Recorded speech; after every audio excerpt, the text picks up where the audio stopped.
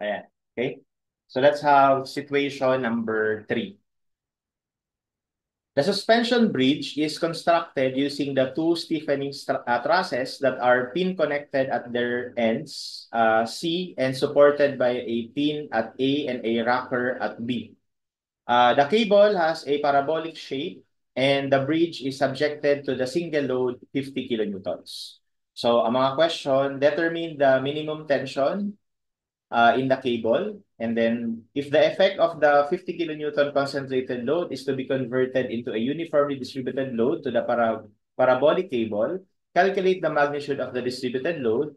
Tapos number 9, determine the maximum tension in the cable. Okay?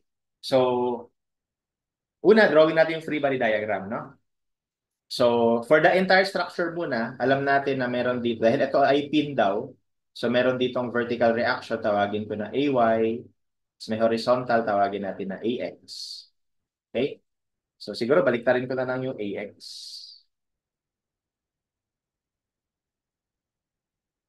Kasi ano yan eh. Mangyayari kasi dahil ito ay cable. No? But anyway, it doesn't matter naman. No?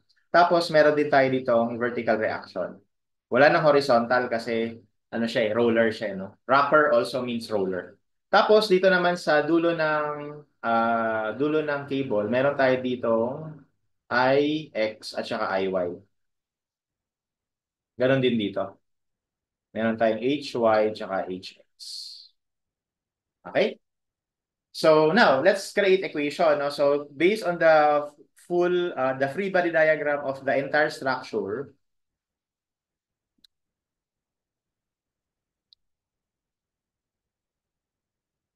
okay, so let's take summation of moment at B is equal to 0. So para makaproduce ng mga equations.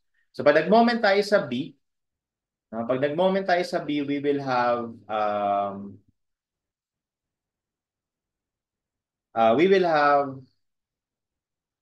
or actually, pwede tayo mag-moment sa ano na lang. Hindi, okay na yan. Sa B na lang, no? So, let's take summation of moment at B. So, we have AY. Ang moment arm ng AY ay ganito kalayo. 12 plus 2. So, 24. No? 24. Tapos, ang rotation ni AY clockwise. So, negative. Tapos, we have IX. No? We have IX. So, IX, um, ang moment arm niya is, ito, 8 tsaka 6. So, 14. So, ang rotation niya ay counterclockwise. No? And then we have IY. So, ang IY naman, ang moment arm niya, 24 pa din. Tapos, ang rotation niya ay clockwise. Ayan. And then, ano pa? So, yung IX, hindi naman iikot. So, etong HX, iikot, no? So, HX, ang moment arm ng HX ay 14. Okay, tapos, ang rotation niya ay clockwise. And then yung HY hindi naman iikot, di ba? Kung dito tayo nagmo-moment. So hindi ikot yung IX saka HY. Alright? And then don't forget yung 50 kilonewtons. So yung 50 kilonewtons, ang rotation niya ay counterclockwise. Ang moment arm ay ilan to? Ano lang to eh. So ito kasi sabi 4 at 3 meters. So ibig sabihin 3 meters to. So bali ano lang to 9, no? So times 9. Ayan. Okay? Tapos, dito meron ako ipapasok na concept para para sumimple ang lahat. Remember that sa parabolic cables, na pantay, no, na symmetrical,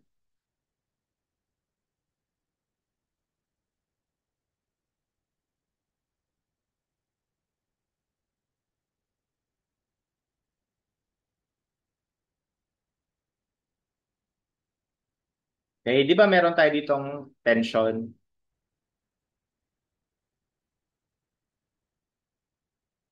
Okay? Note that yung tension dito sa left at saka yung tension dito sa right should be equal to keep this in equilibrium, di ba? Tx1 should be equal to Tx2. And what does it mean? It means that if we would isolate this parabolic cable, dapat itong Ix na to, tsaka itong Hx na to, dapat equal. Okay? So, ibig sabihin, kung equal ito, so this implies that Hx must be equal to Ix. And what does it mean? Kung ito ay equal dito, hindi ba magka-cancel na lang sila? Kasi parehas silang naka-equate, parehas silang merong coefficient na 40. And then, we can also see that since parehas naman itong may coefficient na 24, pwedeng pagsamahin natin itong dalawa. No? Tapos, ito na lang yung matitira, yung constant na 50 times 9. So, magiging negative, or should I say, negative AY plus IY times 24, okay, plus 50 times 9. So, magiging ganito na lang yung equation natin. And then from here, we can actually solve yung sum ng AY tsaka IY. So, pag i-transpose, magiging positive na yan. So, 50 times 9 over 24. So, we will have 18.75. Okay? So, meron na tayo ng sum ng AY tsaka IY. And then, next natin gagawin is magka-cut na tayo. So, cut natin to sa gitna. Dun sa minimum point. Tapos, isolate natin yung left side. So, pag ginawa natin yon, ito yung cable. Okay? Tapos, andito yung truss. Hindi ko na lang bubuhin yung drawing. Sa may truss dyan. Tapos, nandito yung natin, AY. Nandito yung IY. Okay? Tapos, nandito yung AX. Okay? Tapos, nandito yung, alright. So, di ba meron ditong IX, no? So, kung babalikan din natin sa parabolic cable, hindi ba kapag kakinat natin to at in-isolate natin itong kaliwa, lilitaw dito yung minimum tension. Tama? At kapag nag-summation of forces ka, mapapansin mo na kailangan itong horizontal equal sa minimum tension. Which is the case here, di ba? So, ibig sabihin, itong nandito pala, yan na yung minimum tension natin. Okay? So, may lilitaw dito na T minimum. Okay?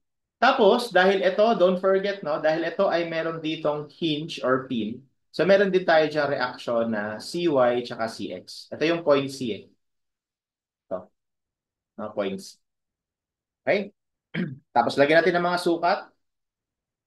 So, sa base sa figure, ito ay 8 tapos 6.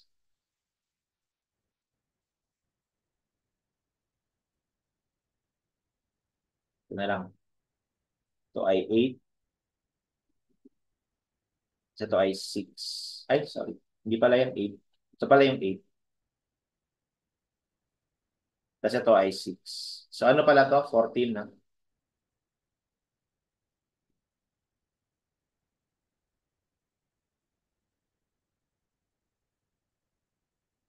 Okay? Tapos, walang force dito sa na to, hatras na to. Pero yung distance natin ay 12 meters.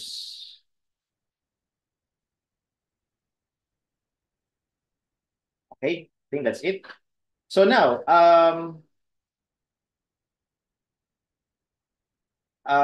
if we would, dito medyo kailangan strategic eh.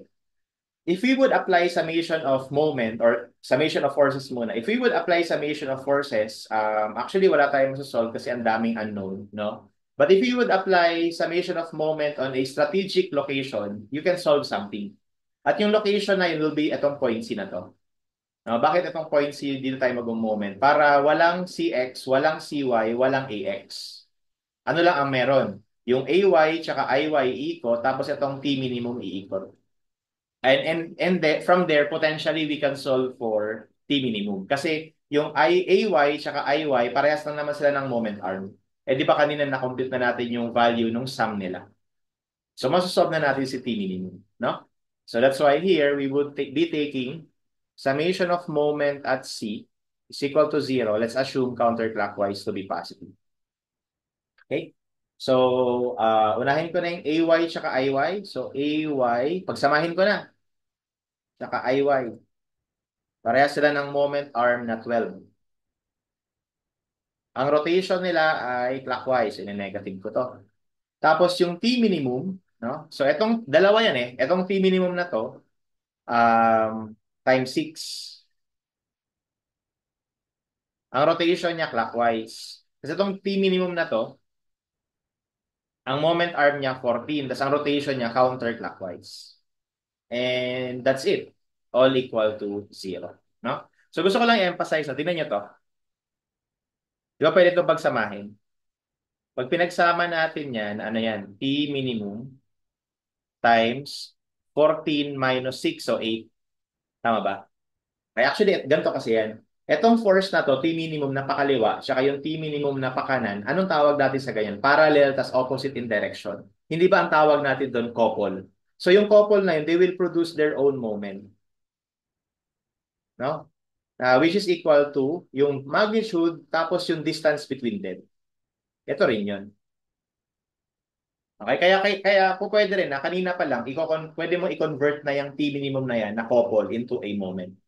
Para yun na yung gagamitin mo. No? But kung hindi mo naisip yun, okay lang naman. Basta mailagay mo sila parehas dun sa moment equation. Anyway, pasok na natin yung value dito. So negative 18.75 times 12. Tapos ito lang gamitin ko ha. Plus T minimum times 8 is equal to 0. So therefore, T minimum is equal to times 12 over 8. 28.125 kilonewtons. No? So that will be our minimum tension. Ayan. Number 7. Okay? Next, if the effect of the 50 kilonewton concentrated load is to be converted into a uniformly distributed load to the parabolic cable, calculate the magnitude of the distributed load. So actually, ganun talaga yung ginagawa dyan. Kino-convert talaga yan sa distributed load, no? Kasi ano nga parabolic cable kasi pag sinabi mong parabolic cable, ang sinusuportahan niya na load kailangan distributed horizontally. Yun yung definition ng parabolic cable. It carries a load, a distributed load horizontally, no?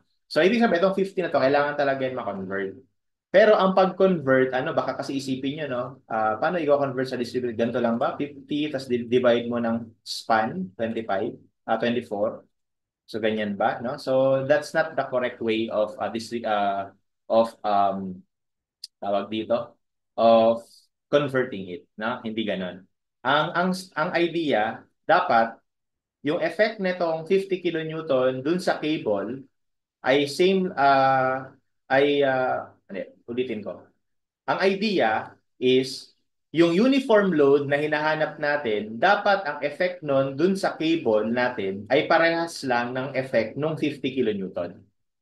At yung sinasabi kong effect, yung mga tension na to, kailangan parehas lang. No? Yung ibibigay nitong uniform load na hinahanap natin dun sa binigay ni 50 kilonewton. And in this case, ang nakuha na kasi natin, ito minimum tension. Okay? So dahil nakuha mo na yung minimum tension, dapat merong uniform load na magbibigay ng same minimum tension. Yun yung sagot sa number 8. Ano yung uniform load na ang ibibigay niya na minimum tension or ang effect niya sa minimum tension sa cable ay same lang. Okay? So paano yun? Well, ganito lang. Bali, ito na rin yung free body diagram actually. Pero ilagay ko na, i-redraw ko na lang ulit. So kalahatiin lang natin ha. So sabi natin, merong certain uniform load na ang effect niya, same lang sa effect ng 50 kilonewton. Okay? Anong effect yung tinutukoy ko? In this case, yung mga tension. So yung minimum tension natin should remain as 28.125. So ibig sabihin, ganun din ito. Okay, tapos ito, hindi pa natin to alam. Ito yung tinawag natin kanina na IY. Ayan. Okay? So, ayan, no? Yan yung magiging itsura niyan. So, bali, ano to? So, by the way, ang length nga pala na to ay 12 meters as earlier drawn. Tapos, ang length nito ay 8 meters. Okay? So, hinahanap natin yung W, alam na natin yung minimum tension. So, how do we do that? So, we just take summation of moments sa point I, assuming counterclockwise positive. So, we have yung T minimum, ang moment arm ay 8, ang rotation ay counterclockwise, tapos yung resultant nito, which is W times 12. Tapos ang moment arm ay 6. No? So we have W times 12 times 6. Ang rotation clockwise, so minus. And that's it. All equal to 0. And from here, you can solve for the equivalent distributed load.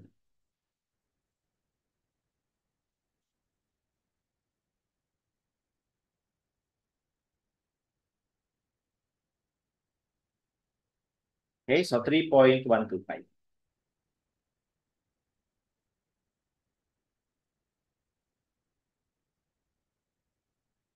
Okay? And that's our answer for number 8. Next, determine the maximum tension in the cable. O, di ba ang maximum tension sa cable ay matatagpuan mo sa highest point. So, ibig sabihin, dito natin makikita yun sa I. So, bali yung resultant nitong dalawa, yan yung maximum tension. Bali yung resultant ng IY tsaka T minimum.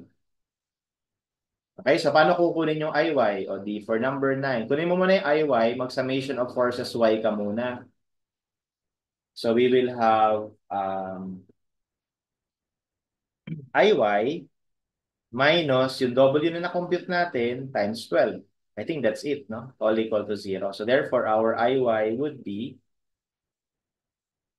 times 12. So 37.5 kilonewtons. So now that we have the values of both, we can now calculate our maximum tension. That is just the square root of IY squared plus T minimum squared. And that would give us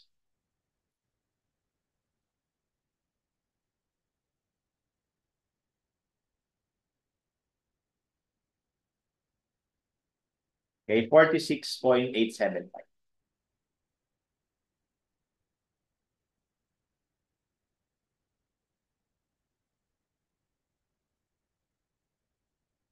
Okay, that will be our answer for number 9, and that gives us letter D. Okay?